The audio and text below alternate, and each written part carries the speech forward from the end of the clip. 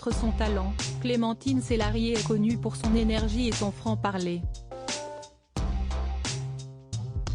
Elle en a fait une nouvelle fois preuve sur le plateau de C'est à vous, le talk-show de France 5, ce 16 février 2023.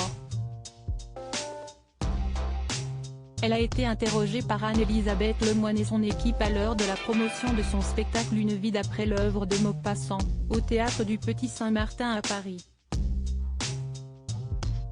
L'irrésistible actrice de La vengeance d'une blonde a notamment rebondi sur un des sujets de l'émission, un classement scientifique de la beauté de plusieurs sex symbols.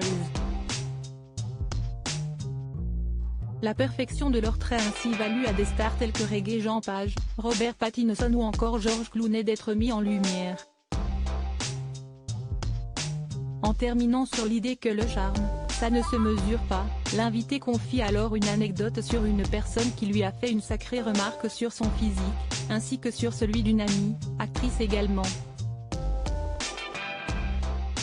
Un jour avec Chantal Lobby, on était en boîte de nuit il y a longtemps. Il y a un chirurgien esthétique qui vient, mais nous ne savions pas que c'en était un. Il nous dit « Bonsoir. Vous n'allez pas rester comme ça ?» explique Clémentine Célarié devant une assistance aussi choquée qu'amusée. On a cru que c'était une blague, poursuit-elle. On rigolait toutes les deux. Pensant qu'il y avait une caméra cachée, elle croit avoir affaire à une plaisanterie mais pas du tout. Le médecin l'aurait d'ailleurs mal pris d'après le souvenir de la comédienne de 65 ans. Ce sur quoi, Anne-Elisabeth Lemoine conclut en disant « Ça si est un homme qui sait parler aux femmes. » De l'énergie à revendre d'un tempérament joyeux, Clémentine Célarié sait que sa franchise peut parfois lui jouer des tours. Ainsi, à ses débuts, la maman d'Abraham, Gustave Eba Le Tazar a vu que sa liberté de ton a pu être mal comprise.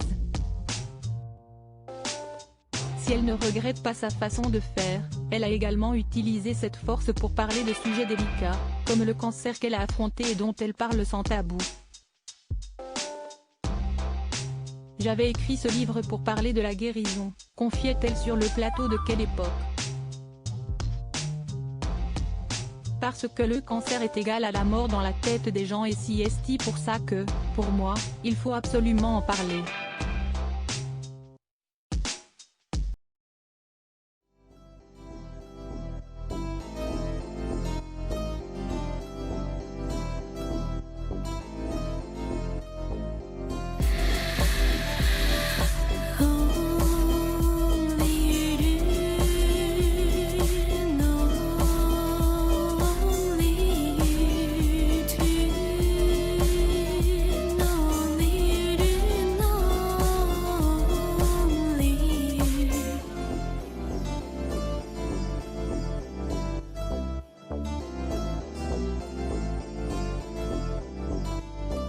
To